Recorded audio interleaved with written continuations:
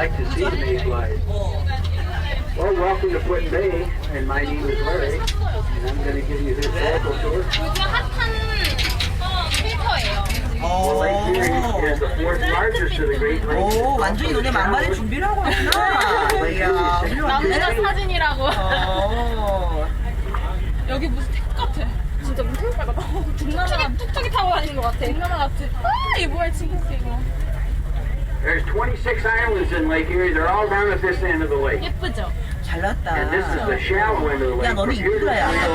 the average depth is only 35 feet deep, and around the islands it's only about 18 to 20 feet deep. So that's why the water right here around the island, the water temperature today is 75 열심히 degrees. 찍으세요.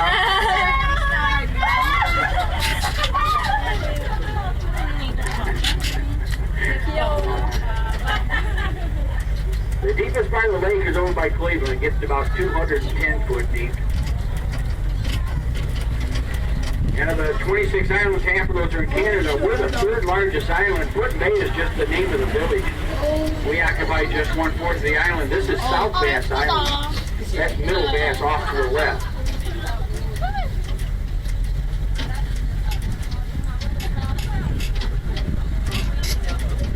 The first thing, these islands were discovered by, of course, the Native American Indians were here, but the first of the Europeans who came here was Robert LaSalle in 1679. He had with him a Jesuit priest by the name of Kennedy. The two of them named all these islands, and they all had French names. The one being this island here, they called it Pudding Bay, spelled like chocolate pudding. Because they said it looked like the island looked like a chocolate pudding bay, French pudding bay. And Middle Bass Island was called Isle de Fleur because they had all the flowers. And there was a hermit by the name of George on North Bass Island, so they called it Isle St. George. Then when Ohio became a state, they started calling this the Bass Islands. 3 islands in a row here are called the Bass Islands. South, Middle, and North Bass Island. This island was one of the last of the islands that were developed. Of the 26, 6 of the islands belong to a family from Connecticut, the Edwards family. They owned these from right after the Revolutionary War. That was in the late 1700s. And they owned them for up until 1854, 4 generations. And that's why all the other islands had developed, because the one family that owned these islands, he never set foot on the islands. He just hired people to cut the timber because of the amount of timber that was on these islands. Set up a lumber company here.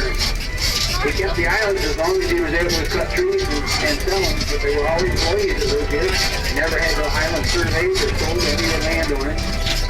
So in 1854, Joseph B. Bear, he's the one that bought these 6 islands, and then he's the one that developed it. He set aside where he wanted the park and where he wanted the downtown buildings, and by 1858, he started selling lots in the downtown, and that's when they started building the first buildings down here. This building on the left, the TJ's, the back half of it was built in 1870.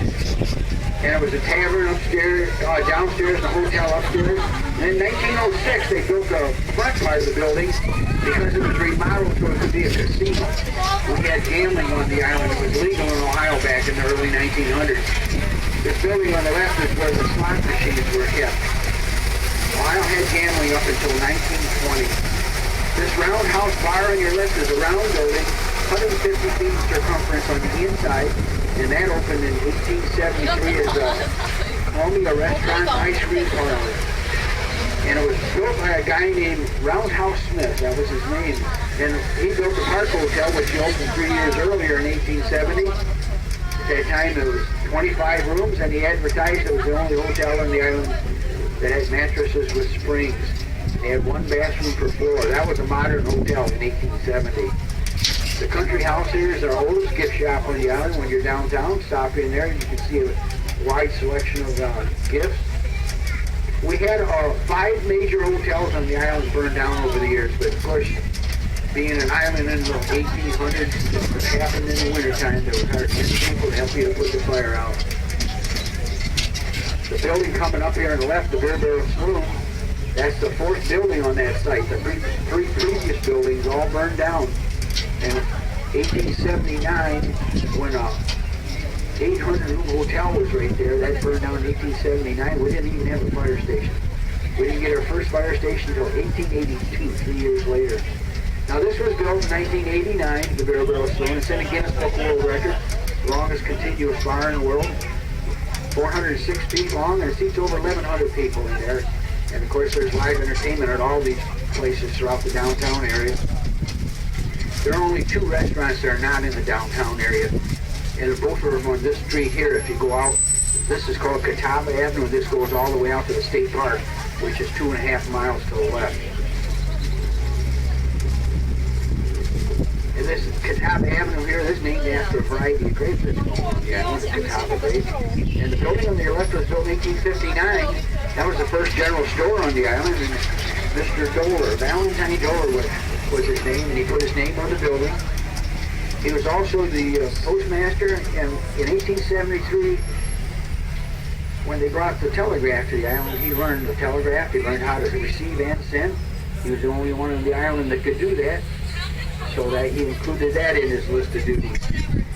He made a lot of money here on the island. He started a lot of businesses. Where the boardwalk is straight ahead, he built that dock. Of course, not the restaurant. That's pretty new.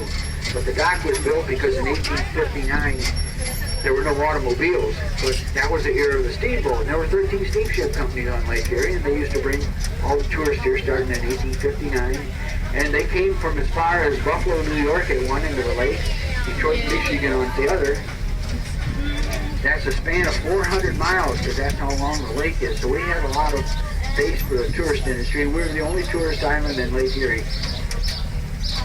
And off to the right, that's Gibraltar Island.